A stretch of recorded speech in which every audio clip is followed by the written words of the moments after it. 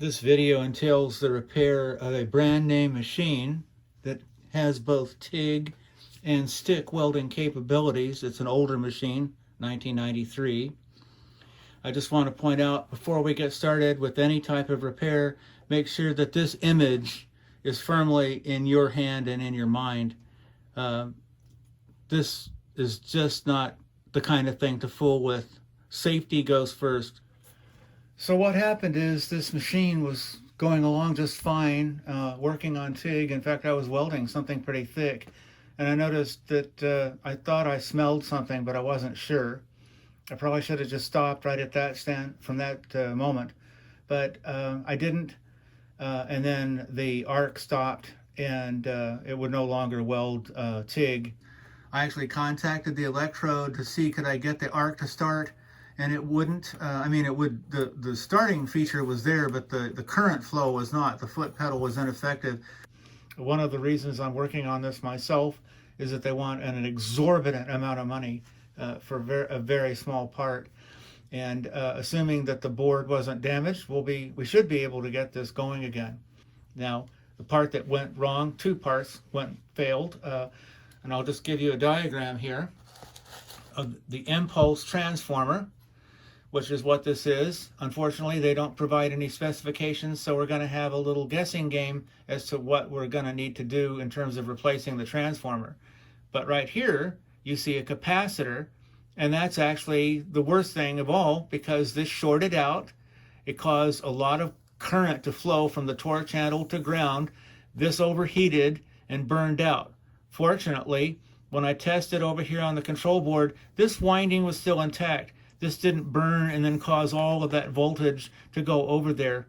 This is an open circuit now, and we're going to kind of show you how to check for that. But the main thing is your capacitor. So in here you see the little orange part. I'll point to it. I don't think you have any problem seeing that, but I'll point to it just the same. Right in here, and it's mounted against the wall. And as you can see, there's a wire that goes over here to the positive. This wire here connects to the positive lead. Be absolutely certain your machine is unplugged. And then this terminal goes to one side of the transformer. I left the other side connected for the time being so that, that just goes to ground. As I'm thinking it's going to be difficult to get it out. But that's just one thing. There's another similar capacitor that goes from the contactor here, this main contact area, to ground. Looks like the same type of capacitor, same value. We're not going to mess with that, probably because it's okay. In fact, I did check it. Let's take the lead that I've pulled off the transformer, and then here where it's connected to the positive, the actual welding output, we're going to put our handy dandy lead in there, and then touch here, and look at what we get. We get a shorted condition. On this side of the machine where the wires come off of the board, these are the leads, the output side of the transformer. I'm just going to check for continuity and demonstrate that I consider this a good sign, not a bad sign. That we still have continuity in the transformer. So my theory is if the transformer had burned and shorted across, the output side of the actual high current, it would have burned the board. But we'll have to find out if that theory holds up. I think that we're in business with the board for the time being. Importantly, the fuse on the board did not blow, so that's probably a pretty good sign. And right there is where the two contacts go. And then next to that, I've noticed there's like a rectifier, and I don't think it's a high voltage. When I look down in here, see, I don't know if you can see it, but there's a 100 ohm resistor There you can see it. 100 ohm resistors across those input leads. It's not burned. So here's the old transformer. It's going to be necessary to take it out of this compartment that's in here because there's no space for a new transformer unless you do. Anyway, I got to looking at this thing and I don't like what I see. You see the wooden insulator here, and then it's very light. There's a very light core. So there's a light amount of windings, and this side's going to the control board, and then this side with the terminals on it is your actual primary. So they're really a very light amount of windings, not a heavy transformer. It's necessary to get in there, to get into that space, and to get it out and clean it out. I got to looking out here on the internet, and I started to realize with all the other things I've seen that this circuit makes a lot more sense. That someone's got this, but they put a 10k ohm 10 watt resistor across that capacitor, and the value is 9.4 UF. It rated it at least 2500 volts. I don't have that capacitor. I do have the resistor. I'm going to leave it as is for right now, but I think that this is an improvement that needs to be there. Another thing is, on the internet, or the examples I'm seeing, this circuit is on the negative side. It's not on the positive side. I don't know what difference that'll make.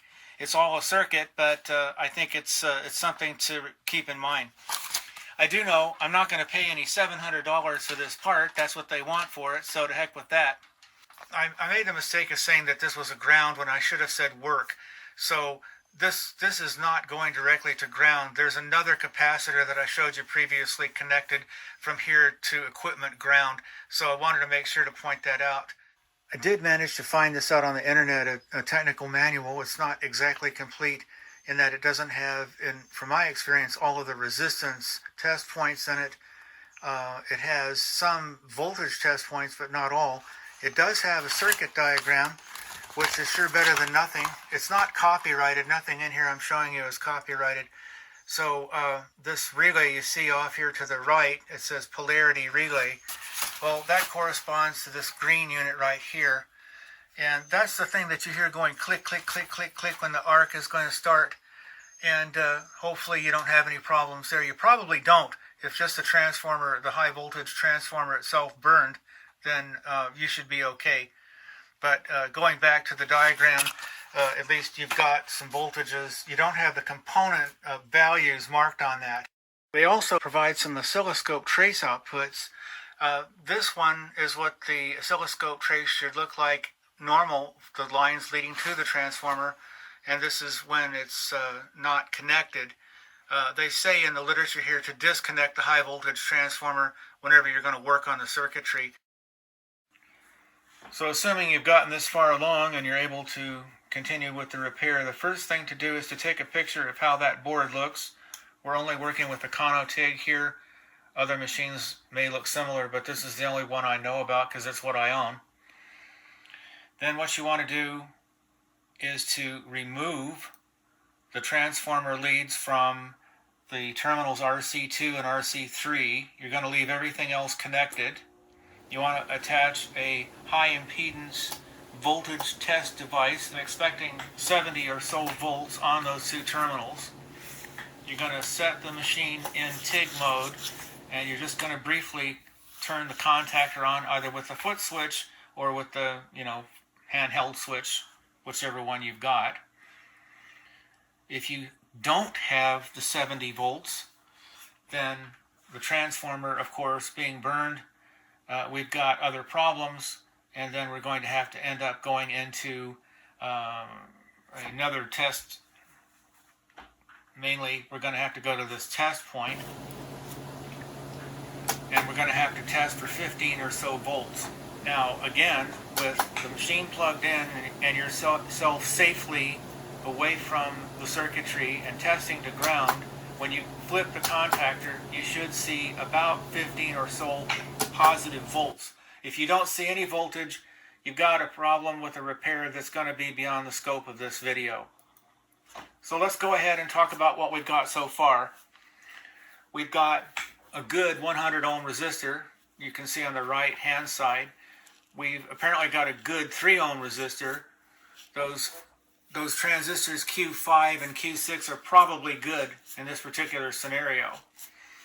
But if you have no voltage on that relay, it'll be necessary to replace the IGBT, or the part number is IRGPC40U.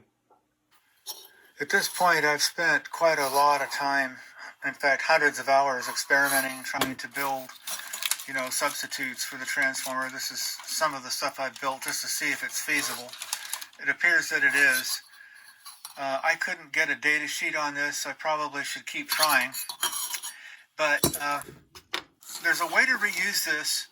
If you boiled it in water for about 30 minutes, you can disassemble it and you could actually attempt to rebuild it. The problem is knowing what the parameters are for the windings.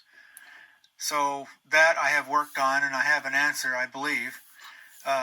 Fortunately, the parts for it are available out there on the internet. I found this core, plastic bobbin, and of course the wire and other things, which I have here somewhere. Oh, no, there's the wire. Number 36 wire, and then getting a hold of the correct E. Now this is as close as I'm going to ever get to anything. It's almost an exact fit. And then the bobbin, of course, should go on. Yeah, like that. And then I've got the clip. This is the clip. And it fits. It looks like it's a direct, almost one-to-one replacement for this other thing that Kramer Magnetics made. So I'm going to try to wind this now. I believe the part that connects to the machine itself is about 15 or so turns. And each time you put turns on there, you need to take this transformer type tape. This is the polyamide tape. It's fairly expensive. Put a coating of the tape first, wind the 15 turns. Then you're ready to do the secondary, which according to my calculations is 400 turns.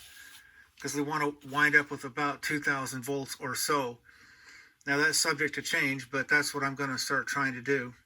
This is just a trial run of the transformer assembly into the clip with the core. I've taken the transformer, if you want to call it that, a little bit farther apart to try to see what goes on with it. As you can see, there's a wooden insulator on the side here, and all of this has been dunked in epoxy. Someone also inserted an insulator into this gap. They mentioned windings having a beginning and an end. They emphasize that in the literature. I'm not going to try to kid you as to how laborious this is. So we've got the primary wound. It's not real pretty, but it's taped. And there's more than 15 windings. I couldn't get it to do a lot better. So this is what I do in order to wind this. I put a 1-inch aluminum bar that happens to fit that roll, and then carefully by hand with this stick on the bobbin, wind it by hand. There's really no other way that I know of to do that without breaking that wire. Wind it as tightly as you can. You need 4 passes across for the secondary, and then taping them the whole time. That should do it. The windings are finished now, and the little terminal strip has been attached. As you can see, the wires led to from the correct places and soldered so that you've got the leads that you need to plug in, as this one. You need to keep track of the beginning and the end winding for the primary and probably the secondary, but more touchy on the primary, so says the stats or the specs. And that's it. It'll be something to encapsulate later after the testing is completed of this. It's important to test it first. With everything pretty much assembled, it's okay to build a little base to put this in and then set it down on there, and then there are holes drilled here for tie wraps. I happen to use a solid piece of nylon. It doesn't really matter. That'll get you around having to remount on the bulkhead wall. When this is assembled and glued together, there's going to be a little spacer in these gaps because that's what's in the old one. And then no heavy-duty gluing of anything. Just test it, see does this work. I disconnected everything very temporarily without installing it permanently. And my transformer is sitting up here on the top. Remember, when you've got this thing open, exercise a lot of caution. Be very, very careful what you do.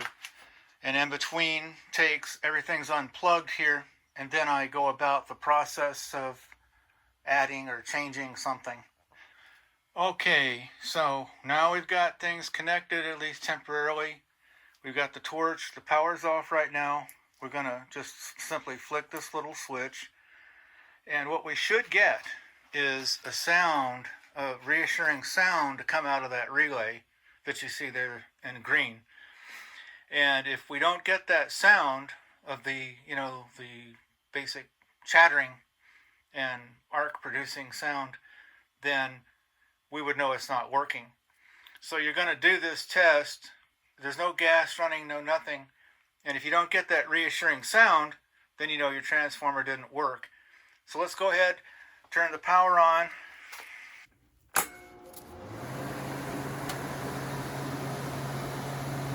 Let's bring this up here. And we should get that nice reassuring sound of the relay. And we're getting it. You hear that? Now what that really means is we've got something else to test. So let's shut it off. Another thing is the capacitor. I've tried different things. That value of that capacitor is very small. It appears like the value is 103 M over 6,000 volts. So we'll have to research better what they're talking about there, but I got that part off of an electric fence charging kit. So what we do now is need to wheel it outside, connect up the gas, and see can we actually get an arc to establish, and will the transformer that has been built be held up.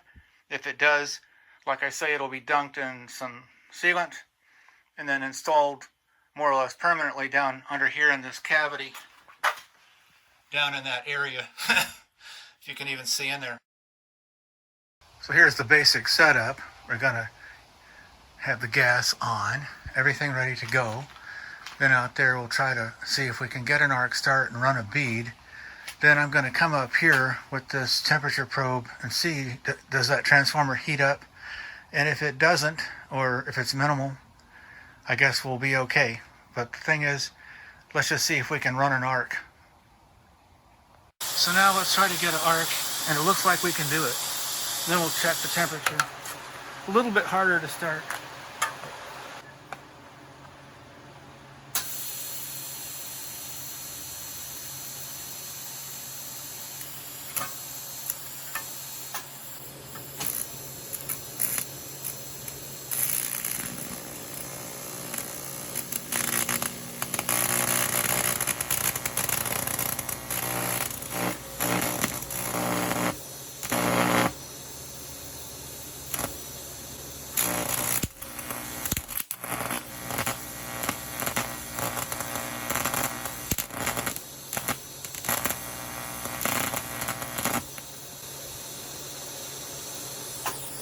Okay, it's not perfect.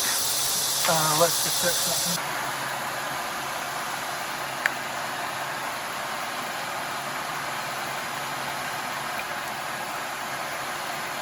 So it didn't overheat. Okay, we're on the right track. So as you saw, there were some arc stability issues. I tried it again and it worked a little bit better. After I switched the polarity back on the transformer output, actually on the board. Let me go over here, point this out. Shut it off. Okay, so this one that's marked black, I wanted it over to be on the negative, but for this particular set of windings, the way I did it, that's not correct. So if you ever do this, switch these back and forth if you're making one, and it's probably going to pay off for you. I think I need a few more windings on the output side of the transformer, so I'm going to try that, see how that works. Glad I didn't glue it, and I think we're close. I came back later and did a little bit more just to see could I run a bead, and I could, but it was not at full power, And there's an incomplete bead here. But anyway, the transformer needs an upgrade. In order to explain and diagnose what has happened with the current transformer, we need to look at the turns ratio and what I did, which will need to be upgraded. The turns ratio, which is a fraction, is actually the number of turns of the primary divided by the number of turns of the secondary. That gives some number, a fraction. We had 15 over 400. 400 divided into 15 comes out to 0.0375. So now the voltage of the primary divided by the voltage of the secondary will be exactly that same ratio, that same fraction. So what we have to do now, if we wanted to know the voltage of the current transformer, we'd have to divide the voltage of the primary by the voltage of the secondary, 0.0375 over 1. This is a proportion, so we're going to multiply across the voltage of the secondary times 0.0375 equals the voltage of the primary. Therefore, the voltage of the secondary times that fraction divided by the fraction on the left side and also the right side of the equation should bring us out to the voltage of the secondary, which is 65 divided by 0.0375. In that case, we end up with 1733.333 volts, which is below what I was shooting for. So now we need to talk about the upgrade. In my experience, things that spark and arc need about 5,000 volts, so that's VS approximately 5,000 question mark. The volts in the primary being 65 over some number, the ratio, would equal approximately 5,000 volts. How would I get there? Well, 65 over R is equal to 5,000 over 1. It's a direct proportion. Again, so we go crosswise. 65 equals 5,000 R. Then 65 divided by 5,000 equals R. That equals 0.013. Going back to the turns ratio, the number of turns in the primary versus the secondary is some number, but that number is the same as we just worked through here. 15 over the number of turns of the secondary should equal to 0.013. Solving for the number of turns in the secondary, we wind up with 1154, and that would mean adding 8.5 additional passes on the existing windings, if I could do that. Well, that's quite a lot of work. Let's try something else. So just to use my imagination a little bit, I decided that the number of the primary over the number of the secondary turns, what if we had 5 over the existing 400? What kind of fraction would we get? That's 0.0125. So the voltage of the primary over the 0.0125 would equal 5,200 volts, or about what I was looking for. And that's proved out by the voltage of the primary over the voltage of the secondary is equal to 65 over the voltage of the secondary equals to 65 divided by 5,200, and then we come out again with 0.0125. So let's go ahead and try to put 5 turns on the existing transformer and see, does that work? If it does, we're in business. If it doesn't, we may start over again. So you can see I wrapped 5 coils of the wire. It's the number 30 wire this time. It's much easier to work with on the outside of the existing secondary coil. Didn't add anything to the secondary. And now we're ready to retest that. I did have to, rework the terminal here, terminal strip, but it worked out just fine. And that's how it would look. Now we have to test our theory. Does the 5-coil primary work? If it does, we should get a heck of a noise by flipping this little switch here. So let's turn the power on and find out. Hear that? Well, at least it works, and we're ready for a live test again. So basically, we're going to do the same thing again. We're going to test the transformer for heat. We're going to try to start an arc and hold it and just see how far we can go with that.